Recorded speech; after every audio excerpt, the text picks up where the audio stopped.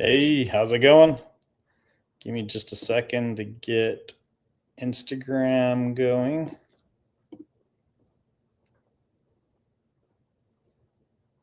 All right.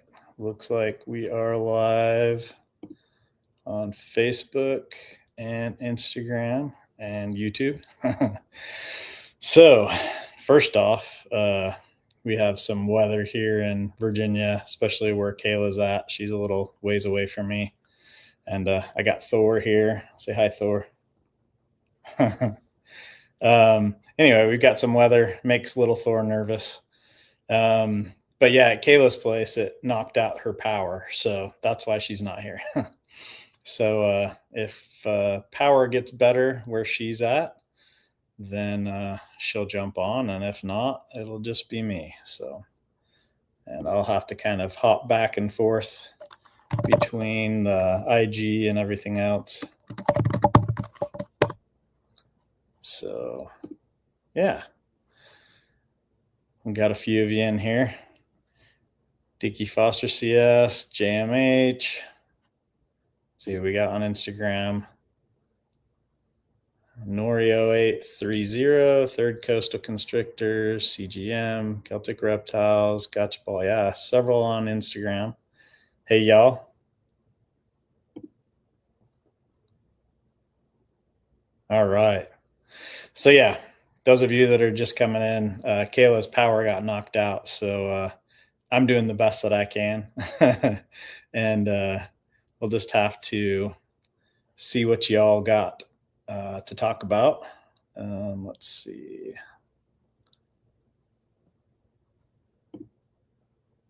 Hey, all is well. Yo, yo. Sending a shout out. Love it. Right on, May Reptiles. Look forward to running it for you. Soda balls.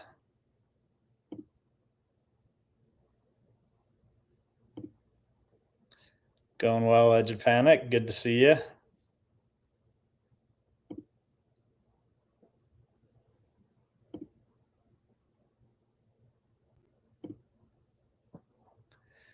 If you need help, yeah, I appreciate the suggestion, but I don't even know how to do that. So maybe we'll have to have Kayla do some training for me and be able to do that in the future. But I think I'll be okay. I can at least pull up people's comments and questions.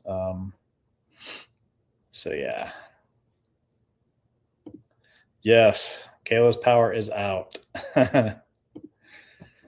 Morning, Arctic Morphs. You must be on the West Coast. We're evening or afternoon here anyway. Hope all is well. Let's see if we've got any questions in Instagram. Having sound trouble. The rest of you able to hear me okay? Got you by the balls. Says they're having some problem. I haven't seen that name before. That's pretty funny. So one question from Twilight Fire Geckos is, I'm new to the reptile world as far as breeding and genetics go. Will you explain what shed testing goes over? Yeah, so what we have now is mostly for ball pythons. We do have a sex determination test for colubrids that works in almost all colubrids. And then we are starting to develop some morph tests and some colubrid species. We've got some for corn snakes. But as far as, and then lots of morph tests for ball pythons. As far as for, that was geckos, right? Yeah, geckos. We don't have anything yet, but yeah, we certainly plan to go that way when we can. So what we have to be able to start is sheds. So if there are gecko, either sex determination or morphs that you're interested in having tests for, that you would be able to just send a piece of a shed and get test results back. We just need those sheds, and that way we can develop the tests. It takes time, but that's something that we do all the time. So sounds like other people are hearing me. So if you having problems, you have to check on your end and see if you can get it. Yes, thank you, JMH. Yeah, that might be good for the future. Hey, Troy. Are you already? Well, I guess you're probably not already in Charlotte yet, but I guess you'll be there tomorrow. Good luck at the show. Any of the rest of you going to the show today or this weekend in Charlotte? You have to sound off in the comments.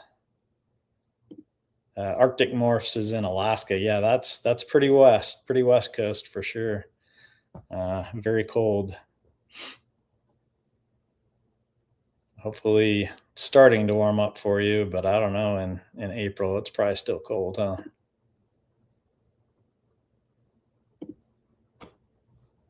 All right. Looks like I'm a little ways behind on these. Can a DG be semi or somewhat visual? I have a DG that is het but very clean. Um, I mean, there could be other things like I know fire. Like if you have a fire het DG next to a fire DG, especially if the fire het DG is a really nice bright one, it could actually be kind of tough to tell. I think there's some others. I don't know about pastel. There might be some others that kind of make it a little difficult to tell for sure. But I don't know about their like kind of being like a marker or whatever in het DGs. Maybe some people in here that have bred more of them could sound off, but that's a good question. Let's see. I see vanilla off the list. You have vanilla set up. We just have enough vanilla sheds. If people have homozygous or super vanillas, you could still send those in. They may help us some, but we do have a fair amount. Thank you all for sending in vanillas. We do have quite a few vanilla sheds, and I should remember the name, but someone did just send me a super disco. That's awesome. We don't have very many of those, so yeah, I do have vanilla and disco, and that complex. We've got a bunch of that data coming very soon. Black Rock Balls. So it's another one that's going to be in Charlotte this weekend. Good luck, John, at the show. Troy was in. Yeah. See Troy tomorrow. Yeah. Good luck to both of you. Wish I could come by and see your table. I'm sure you'll have some cool stuff. Suggestion for sound. If you have bad sound on your end, hop out and hop back in. Yeah. Good suggestion. Bakersfield. Let's see. Haven't even started packing things. Oh, Troy, you got some work to do. You better listen to this while you do some packing. Do it tonight. Right on. Yeah, I guess that's probably not too terribly far for you, like 2 or 3 hours or something. Or is it farther than that? I don't know. I haven't done that drive. For me to get down there, it's like 2.5, but you're coming from a different angle. Fredericksburg, Virginia show. I didn't even know about that one. What's that show called? I haven't been to any Virginia shows in a while. Mocha sheds, yeah, we don't have very many mochas, especially if you have homozygous mochas. Yes, you're right. Edge of Panic. I do remember getting some from you as well. You sent multiple. That's awesome. The one I was thinking about is one that just came in this week. It should be fresh enough in my mind, but yes, between the ones you sent and this person sent, I think we've got a very good chance of rounding that one out as well. Oh, okay. Yeah, not much of a drive. That's awesome. Very good. And 20 minutes for John. Right on. Anyone else going to be at that show in Charlotte this weekend? Should be a fun one. They definitely did a good job the last time I went. I went last September when they had it. It's just unfortunately I can't make it in April. April's a lot busier. Twilight Fire geckos. I have some great sheds if you'd like them to work on geckos. Yeah, so Twilight Fire geckos. If the person that's usually on here with me, Kayla, she's the one that knows all the tech stuff and could pop up our email and pop up the place to send sheds to.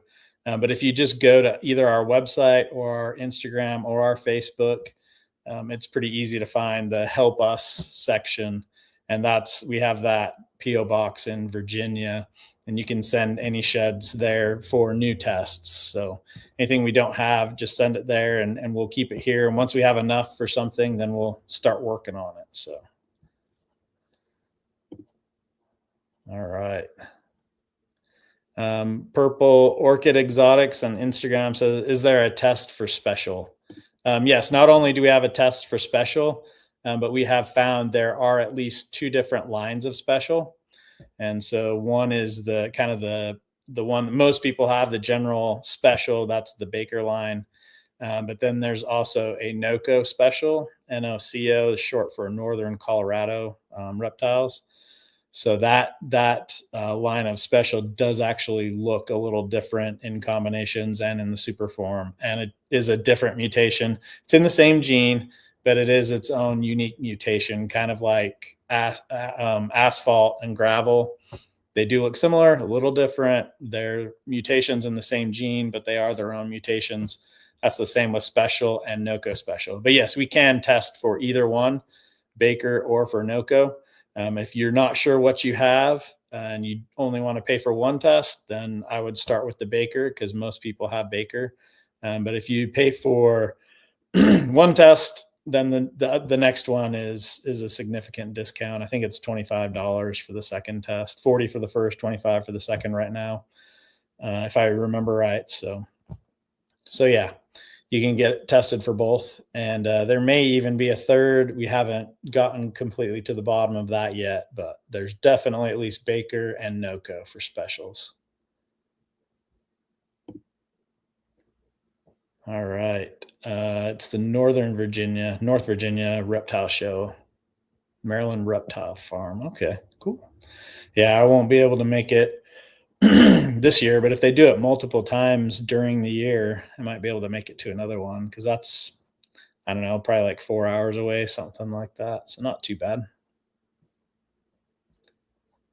So if we got any other questions, okay. Purple Orchid Exotic says, okay, good to know. Thank you. I have a male that looks special and I want to confirm before breeding. I'll definitely do that. Yeah. Yep. We've got that test that works very good, either one of them or both. And we can figure that out for you. That is good to know ahead of time as you're thinking and planning.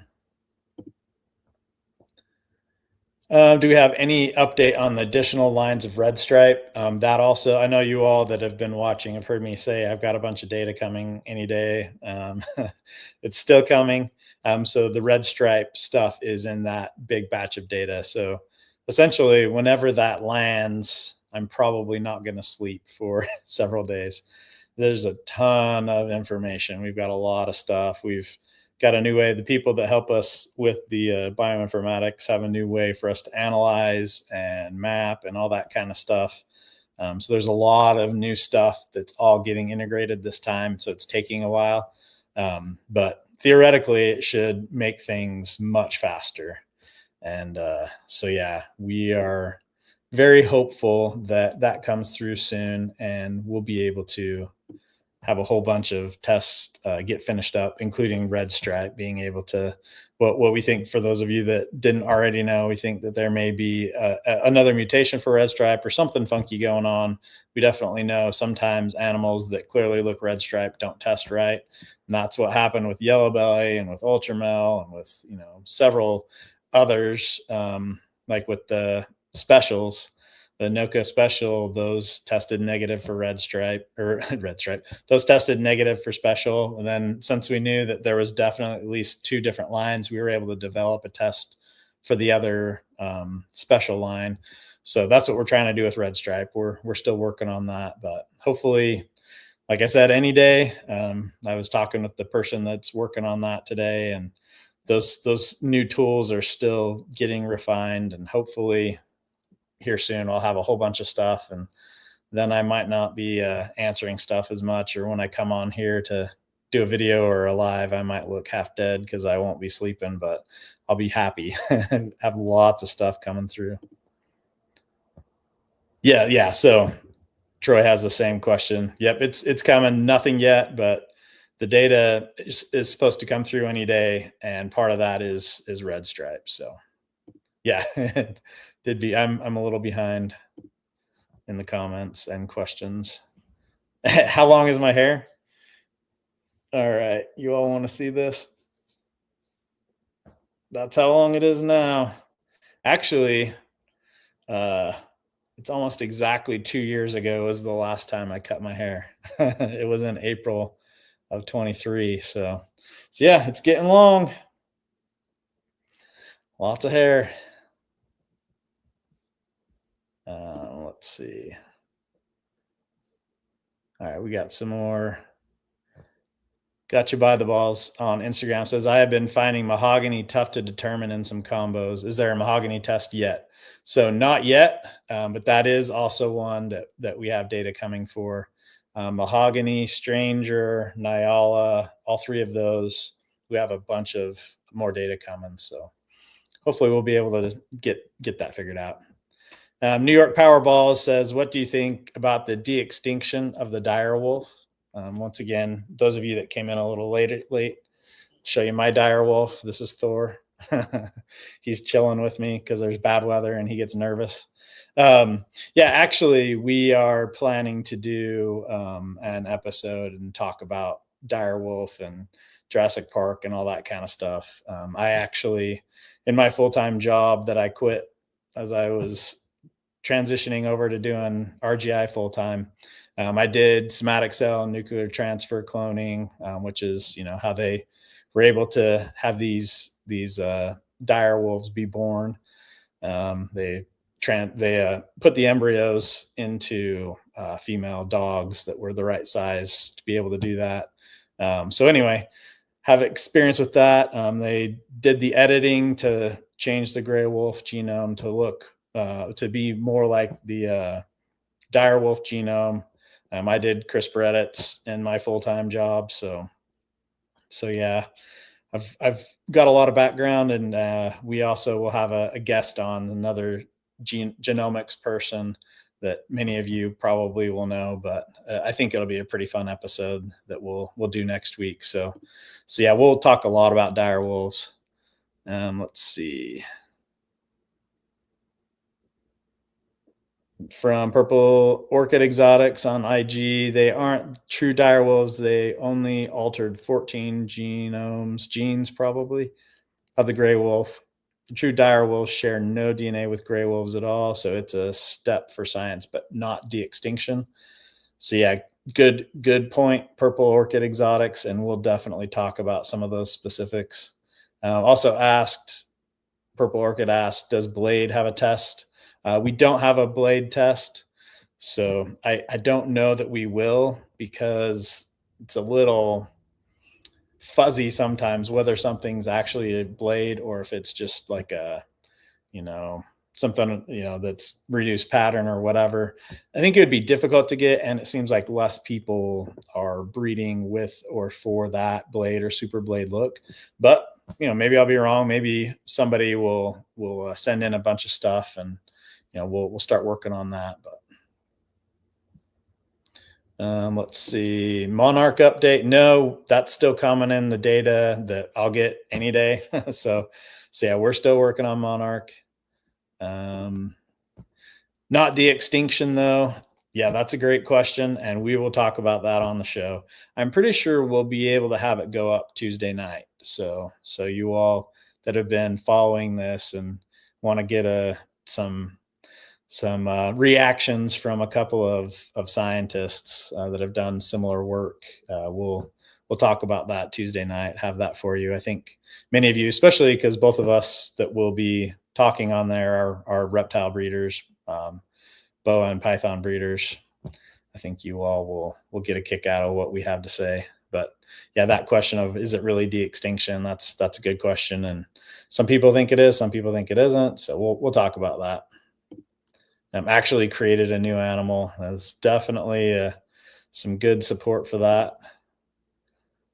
It's more gray wolf hybrid synthetic species.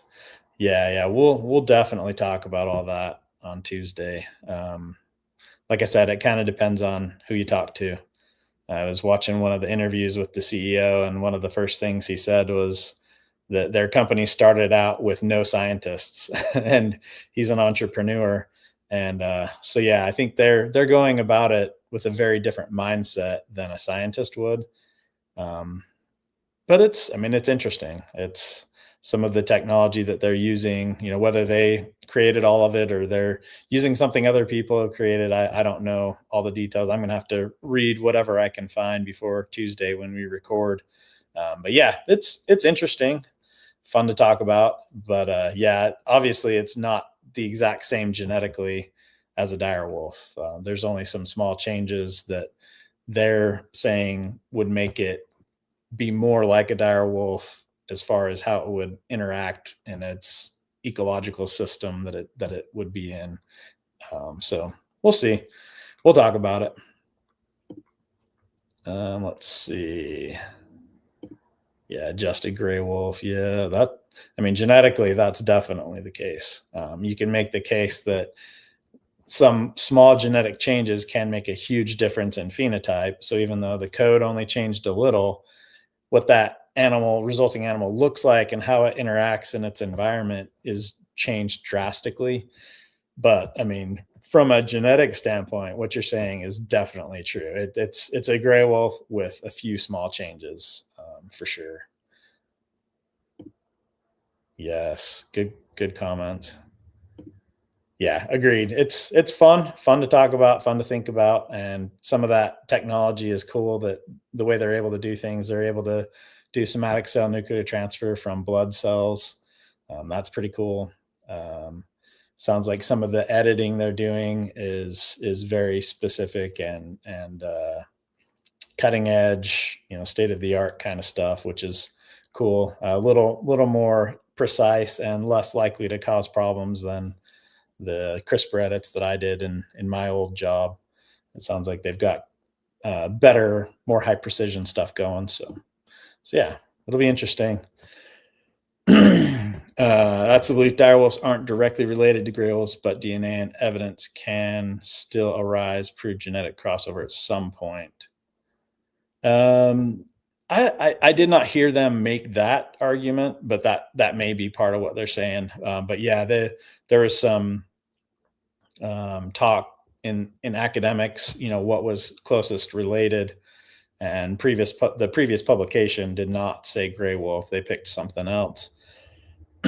But what these scientists with Colossal are saying is they have more of the genome of the dire wolf, and it does make it look like it is the closest related to the gray wolf. But I haven't seen those details, so we'll see.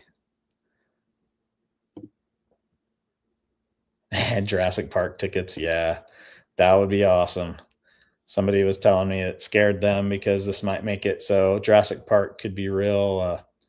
For me, even if they end up killing us off, that would be so cool to see dinosaurs. So it might be worth it, but probably other people don't feel the same. But that scene in Jurassic Park where they have that, footstep and the music comes in and, scientists are for the first time seeing these dinosaurs in real life. Like that's probably the most powerful movie thing that I've ever seen. Like how much that affected me. I was like, man, if I could have that opportunity to see dinosaurs like right there in front of me, that would be worth potentially getting eaten by a velociraptor or a T-Rex. But probably other people are more sane than me on that. What's up? Glad you could join us. Yes, yeah. I think it'll be a pretty fun discussion, and we'll put a good thumbnail up and give people a heads up. I think people will dig it, get a kick out of it. No more spoilers. Oh, there's a lot, and like I said, I'll have a guest to talk with me, so I'm not worried at all about that. And I'm gonna do a bunch of reading between now and then, so we'll have some really good stuff to talk about. Let's see. Genome was mostly sequenced from an 80,000-year-old specimen. Yeah, isn't that crazy? That's pretty cool that they can do that. They started with a tooth and only got a little bit of information of DNA, and then they were able to find, was it a skull, or I can't remember what the other sample was, but anyway, they were able, or I think they drilled into a skull and we're able to get that DNA from a bone inside of the skull that's really dense and has more DNA. But anyway, it's a pretty cool story. Fun stuff. Yes, yeah, the 10,000-year-old, they only got a little bit of DNA from. They're in dire need of a reality check. Tommy, I don't know if you were here. I got my dire wolf right here. Say hi to Tommy.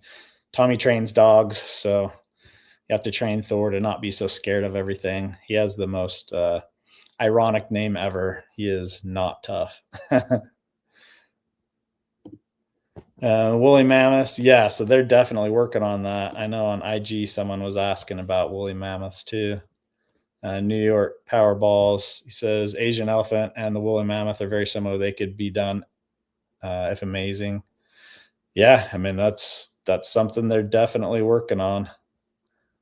So that'll be cool to see what kind of progress. I would imagine it'll be a similar thing as the dire wolf. They would go in and make some changes. So yeah, it won't be genetically identical, but certainly they may be able to make it functionally a lot more like a woolly mammoth. And they've already made woolly mice that have woolly mammoth hair, or what they genetically believe is the closest we could get. And they're pretty cool. If you haven't seen the woolly mice, you have to look them up. Yeah, so Tommy, in Roanoke, the power's out, at least where Kayla's at. So Kayla got zapped about a half hour before we were going to go live. So if she can join in, she will. But yeah, today I'm flying solo, and we just had to talk about the dire wolves. Crazy, fun stuff. I think it has more implications for red wolves. Yeah, I think that's something that I heard them talking about too. Isn't there only like a dozen or a couple dozen red wolves in the wild? Yeah, that would be interesting. They might be able to save or supplement a species just as it's about to go out, and maybe keep it from going out. That would be interesting. Let's see. I hope lots of fearful, reactive, and aggressive dogs. That's my wheelhouse. All right. Well, he's how old are you now, Thor? I think he'll be 5 in June. So, but yeah, he's just super timid. Like he'll even be playing with us on the carpet, and then like we'll throw a ball and it'll roll onto the hard, the harder. It's not carpet. It's like a laminate or whatever, and he'll like stop because he doesn't like even walking on hard floors. I don't know if it's because of the sound it makes with his claws or whatever, but yeah, he's like super timid. So having Thor as a name is extra funny. Give you a list of mutations you're currently working on. I mean, that list is pretty long, longer than my hair, which that was also part of what you missed, Tommy.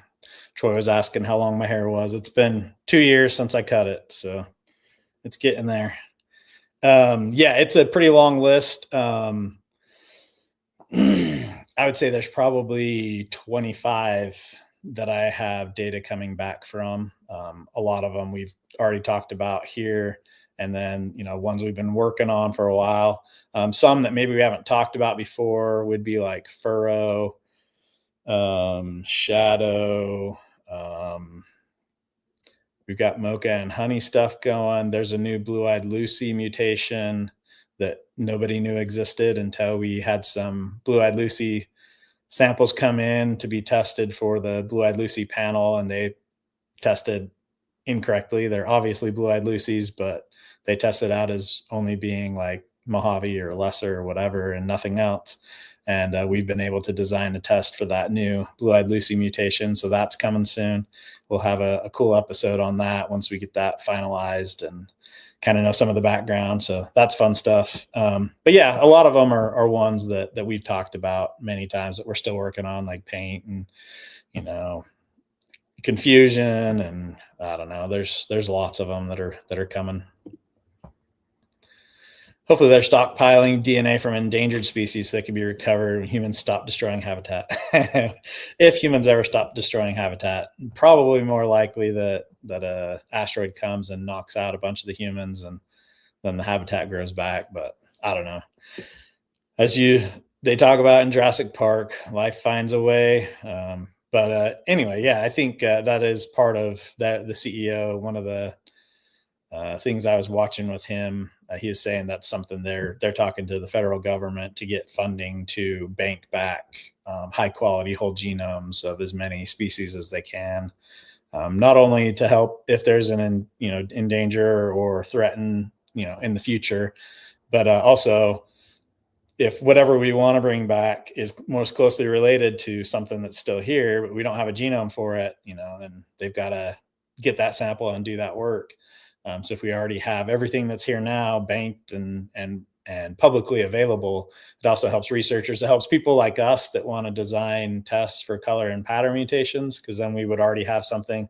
We had to spend tens of thousands of dollars and a big chunk of time to be able to sequence the ball python genome to be able to get our work going.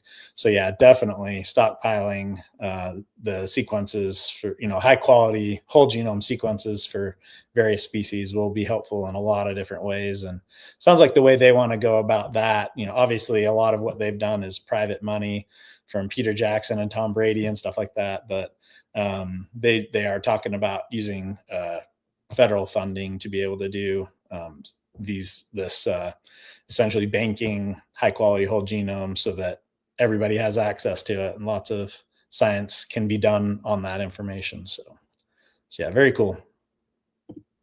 Let's see. Repopulate with a red wolf coyote synthetic cross. Yeah, I mean, the implication, from being a biology major, and obviously there's some big potential problems with reintroducing something. So there's a lot of other questions they'll have to make sure are going to work properly. But yeah, at least gives them a chance, even if it was, just in captivity for a while. But anyway, yeah, we'll see how that goes. Let's see. Looked it up. Believe direwolf's closest relatives are jackals. Yeah, so I believe from what the CEO for Colossal was saying, that's based on work that was done like previously before they had the direwolf whole genome. Or maybe he's selling his company. That's definitely possible. I don't know the answer to that myself. But yeah, I'm sure that's something that the academics are talking about a lot more now that all this broke out. Stranger, I've got a bunch more data coming. Yes, thank you, Snake Pit UK. I know you've sent sheds in. So yeah, Stranger's coming. Stranger, Mahogany, Nyala, kind of ones that people say look similar and maybe similar. Cinder is another one. All of those we're working on. And then we talked about it a little earlier. I should have a whole bunch of data on all of those any day, but we're developing new tools and new ways to do alignments and mapping and different things. And it's just taking extra time. So, but hopefully that means as soon as it does hit, we'll be able to, get several of these closed up and available. So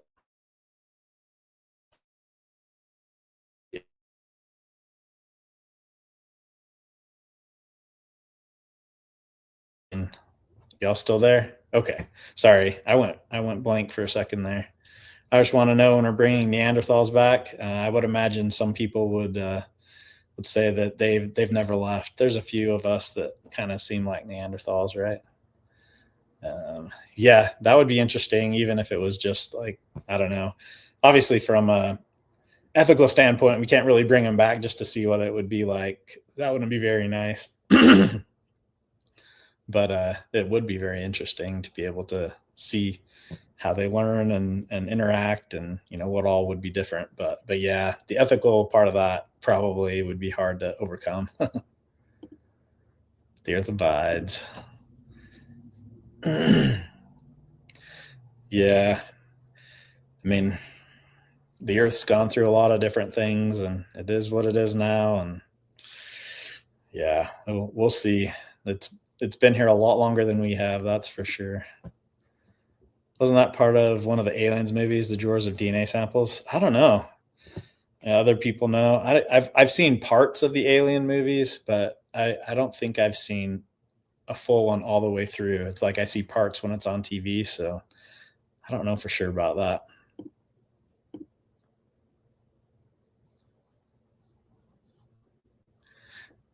Yeah, there are some DNA banks. I think that what Colossal was saying they would really like to see and help make happen is banking of high quality whole genomes. But yes, there definitely been work. Like I was an author on the green tree python whole genome sequencing paper and on the black python or Boland's python. So if you look up the whole genome for green tree python or Boland's python, I was one of the authors on that and had some other keepers that submitted samples. But that's not like a really high quality, really easily usable genome. It's kind of the bare bones.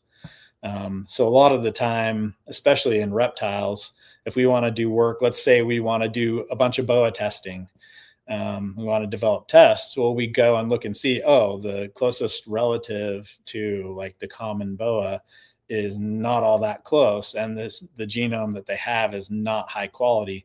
That limits what I can do as someone who wants to develop new tests. That limits what I can do quite a bit. And I either got to spend a bunch of money to do a high quality whole genome of the BOA myself, or we have to use a reference sequence that's kind of closely related, but not super closely related, and makes the development and any primers we design, there's more of a chance that they won't work properly because there will be DNA changes that we don't know about because we're not doing it in the actual species.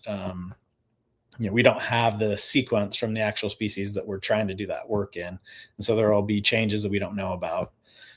So yeah, the more high quality whole genomes we can get, the better. Love it. Yes. Yeah. Stranger coming soon.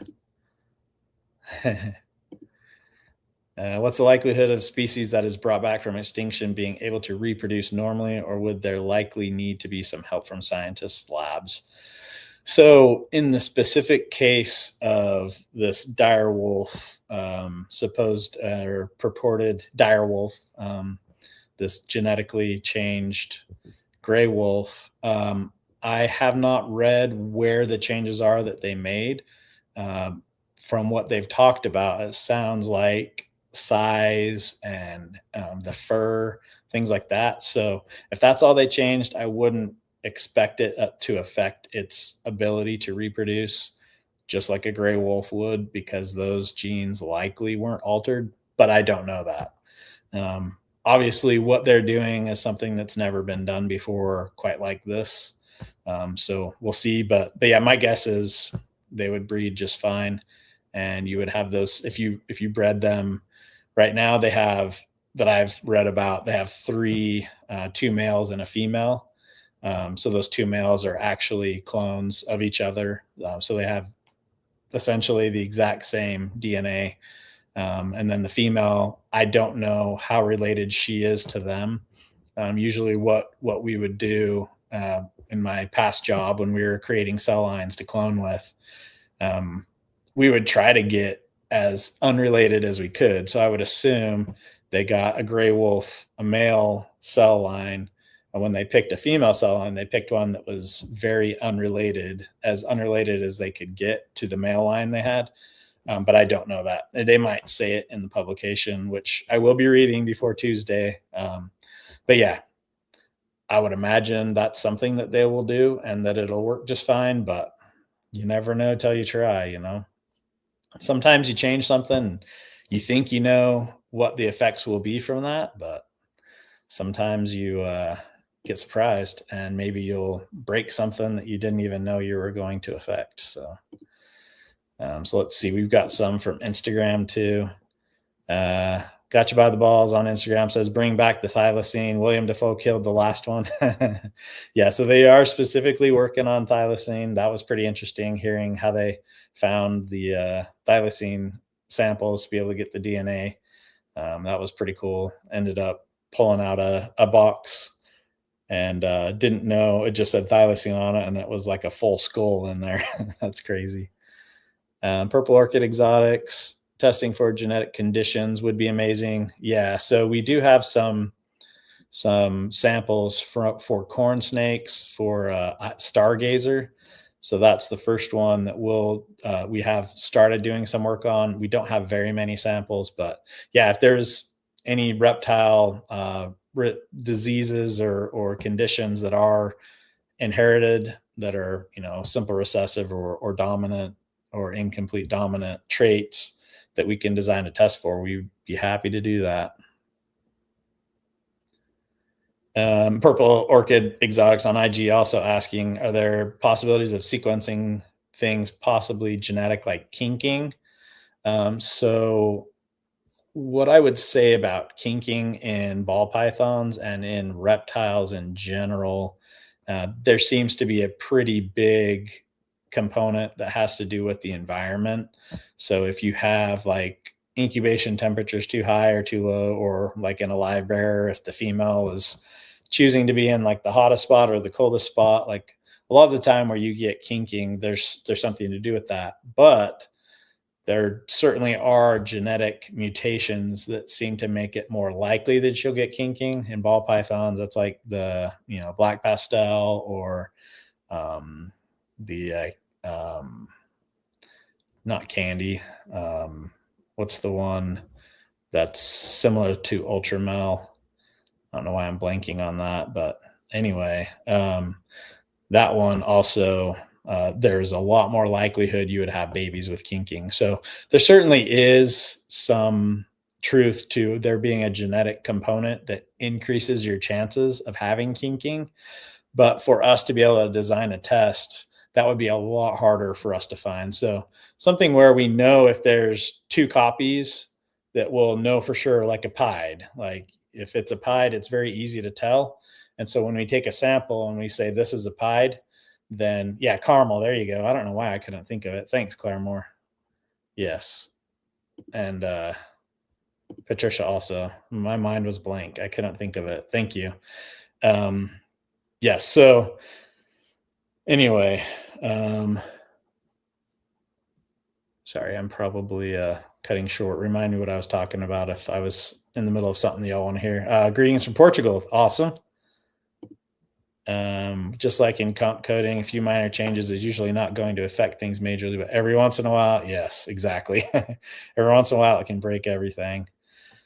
And sometimes you don't know that that piece is important until you break it. And then all of a sudden you realize, oh, that was affecting a lot of other things. Like with DNA code, it could be something that has to do with color and pattern, but yeah, no idea it has to do with reproduction until you change it. And then you find out, oh, that completely messed up reproduction, or,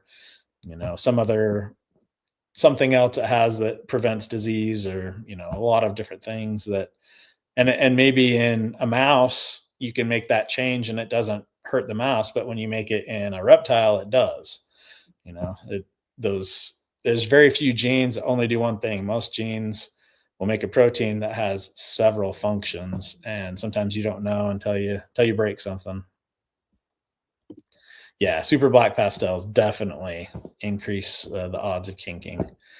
And yeah, so that was probably what I was talking about. So to be able to find that, let's say it is just one mutation or one change that has to do with that mutation for super black pastel, to figure out why, that process, that mutation, why that also increases your chances of kinking. Like that's like a very, very substantial endeavor. It's not like figure out what's the code change to make an albino. To be able to find something that increases your chances of getting kinking, you need a much bigger sample size. So say to find albino, we need, 20 to 50 individuals. To be able to figure out the kinking problem, you're probably 10 times or 100 times that. We need, hundreds of samples that we know have kinking or have offspring that got kinking, or we would need a lot of stuff. And then, we could do it in caramels, we could do it in black pastels, and then we could see kind of some overlap of either genetic changes or it could also be just gene expression differences. So it's a much more complex problem than just figuring out what makes something albino. It is doable, but it would take longer. North Country Off Grid Chad on IG says, mailing sheds to you today. Do good work. Thank you. We appreciate it. And like we always say, can't do it without you. And whether they're tests that you're paying for, that obviously helps because we turn around and use that money to develop new tests. Or if there are sheds coming in to develop new tests, obviously we can't develop any new tests without you all sending sheds in. So we appreciate it very much. Purple Orchid says, interesting. Thanks, Ben. You bet. Good to see you on here. Let's see. Steel City Mutations. Hey, good to see you. Westside Exotics. There's several more on Instagram that have popped in. Yeah. Any other questions? Send them in. I'll probably wrap this up in the next 5 minutes, unless Kayla pops on. Y'all cross your fingers for Kayla that she gets her power back before too long. I'll make it interesting with her animals and everything. If that takes a while, that's no fun. Let's see. Super spot nose. So that's one that also increases the chances of kinking. Is that what you're asking? I know it seems to have some neurological impacts, but I don't know about kinking. But I've never worked with spot nose, so I do have one animal with spot nose right now, but I haven't bred her yet. She's just getting up to size. So, how are retic and berm tests looking? Good. So these new tools that are coming online for all this, that's why, like I was saying, why it's taking a little longer for us to be able to get all this new data, because we're also optimizing some new tools. Part of that will be specifically for working with Burmese and retics and bloods and other python species. We're optimizing our ability to be able to analyze samples from other species. So we did find the pied in blood pythons. And so finding that in retics and berms, we're hoping it will be similar. If it's not the exact same as what we're seeing in ball pythons and blood pythons, there are very few genes that have shown the ability to make piebalds in other species. So we've got some other places we can look. But yeah, retics and berms. So we'll go after things that we've already found in ball pythons like albino, axanthic, lavender, hypo, any kind of striping, things like that, any kind of leucistics, all of that we'll definitely go after in berms and retics because we know where to look. And then we are going to have these new tools that will help us be able to find things like that faster. So it's coming. It won't be in the next, week or two or even month, but I would say by the second half, especially the last quarter of 2025, we should definitely have several. And then it also will open our door into other colubrid species too. So we started getting some tests for corn snakes, but we'll be able to have some in other colubrids here before too long also, especially if these new tools, genomics tools, work as well as we're hoping they will. Who in their right mind use CRISPR to genetically modify, eliminate the kinking problems of caramel? Yeah, I mean, that would be a difficult job, and you probably would cause more problems than you would fix for a while. So it's probably a little better to just not breed caramels, which I think that's what most people have done. Just don't breed caramels anymore. Prophecy says Powerballs have no kinking. I've never heard of them having kinking. Definitely some neurological at times. We got direwolves before GTP sex test. Yeah, that hurt. You got me to the core with that one. That's the whole reason Sean and I in 2011 started talking about doing any testing at all in reptiles, was because of GTP sex test. Love to be able to do that for green tree pythons, but it's been difficult. And what we hear so far from the academics working on that stuff, it's just a tough one.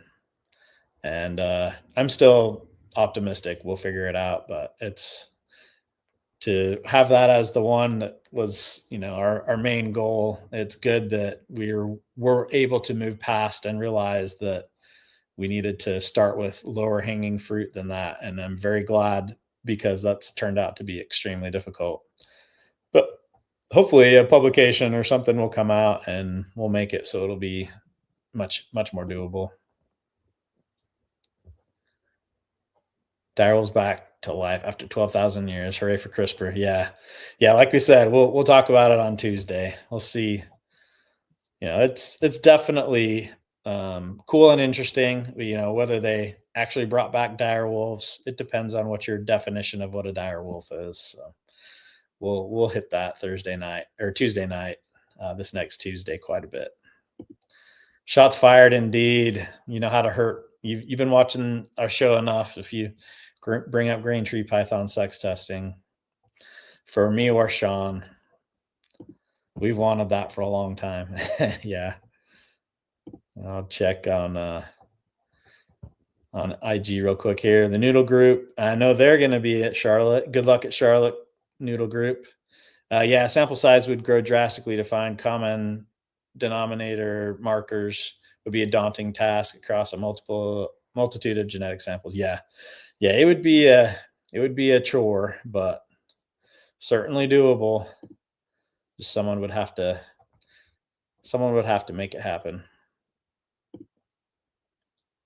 For black pastel, we do have two different tests available. One is the kind of general most common black pastel line in the US.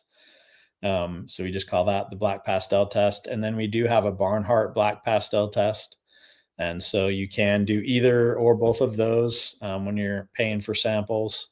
We also, in this batch of data, there is at least one more line of black pastel.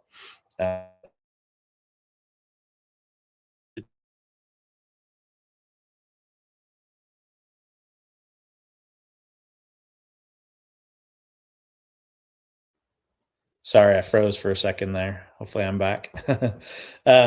So that third line seems to be really common in Canada. We people in the US that have sent sheds in that we, have talked to them about their breeders and, picked out ones we know 100% sure. Everyone that's seen them knows that these are black pastels, but they test negative on both Barnhart and our black pastel test right now.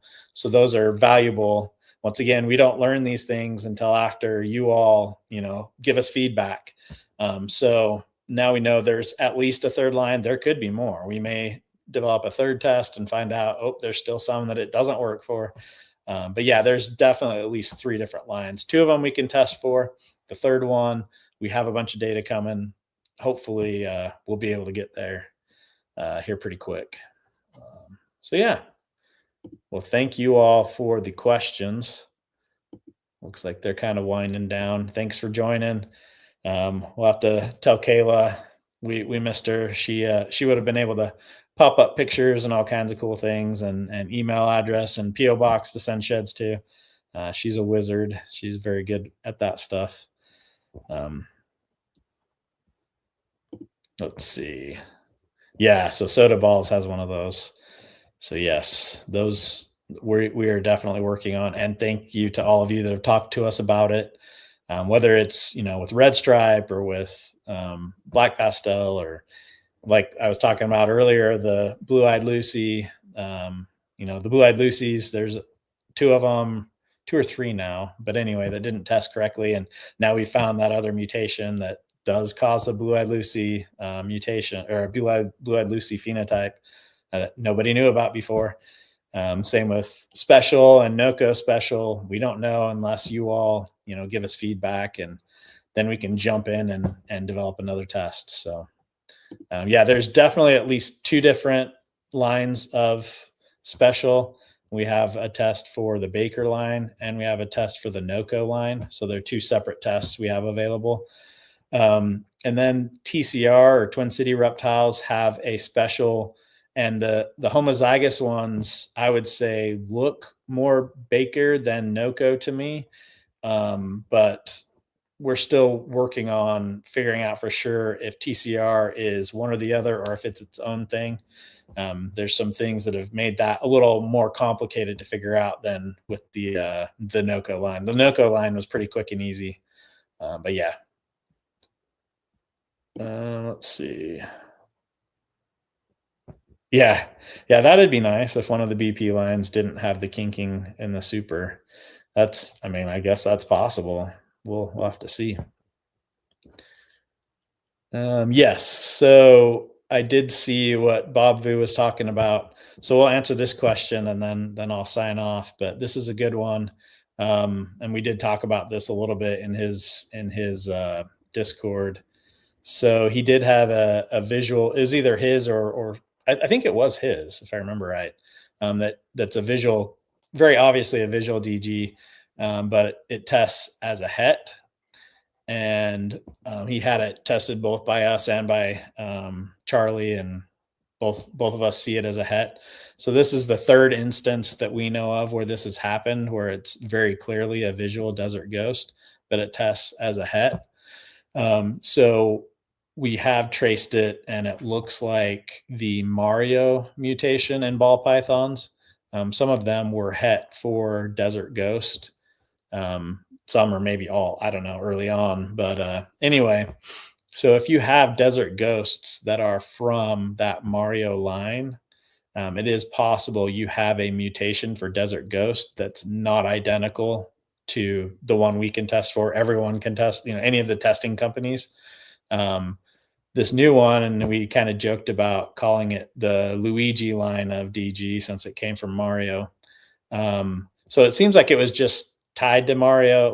There were animals that were Mario and also het for desert ghost, but a different mutation than most desert ghosts. Not that those two are not, Mario and desert ghost, are allelic. We're not saying that.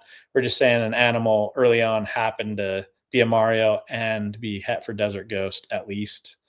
But that does seem to be its own unique mutation. So it's different from the one that we can test for. So if you have an animal that looks like a desert ghost and it tests het, then what's happening is the one that tested het for, that's the one that most people have in their desert ghost line. And the reason why it tested het is because that other allele, that mutation that makes it so that it does become, with the known DG mutation, the unknown new one, it will still look like a desert ghost. Just like we've talked about yellow belly, there's a -1 and a -17, two different mutations. But if you make an ivory with them, they look the same as a -1 and a -17, as if it's -1 and -1. So same with ultramel. There's several now. Albino has multiple mutations that make it look like an albino. So yeah, we are working on it. And hopefully we'll be able to have a test before too long where we can pick up that other desert ghost mutation. Since we've only seen it in 3 that we know about, I would expect it's not super common. So most people aren't going to have that problem. But it's certainly good for everyone to know about. If you're doing DG stuff, it's good for you to know that is out there that could potentially be an issue for you with the testing that's going right now. But we hope to change that by having that test here before too long. So yeah, great questions. Good talking with you all, and hopefully Kayla doesn't have to live without power for too long, and she'll be able to be here on the next one and have all the other visuals and everything up and going. But thanks for putting up with it just being me. Sent in 4 tests for 3 animals. Great. Love it. But yeah, thanks again. Definitely plan on watching our episode Tuesday night. I think it's going to be a really cool, fun one about the dire wolf and Jurassic Park kind of questions. It'll be a interesting one. And yeah, we'll see you then, and we'll be back again next week on Thursday for a live again. Hopefully with Kayla too. See y'all later.